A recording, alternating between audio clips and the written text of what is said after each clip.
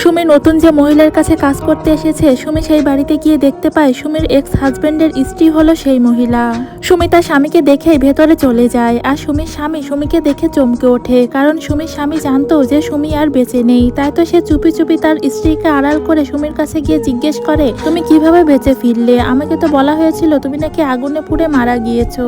তখন সুমি সব কাহিনী তার স্বামীকে খুলে বলে যে সুমিকে আসলে একটা রুমে আটকে রাখা হয়েছিল। সুমির দেবর সুমির সাথে অনেক জঘন্য ব্যবহার করেছিল। সুমির স্বামী যখন বিদেশে ছিল তখন সে সুমির সঙ্গে রিলেশন করতে চেয়েছিল, কিন্তু সুমি সেটাতে রাজি না হয় সুমির দেবর সুমিকে একটা রুমে আটকে রেখেছিল আর সুমির ঘরে আগুন লাগিয়ে দিয়েছিল।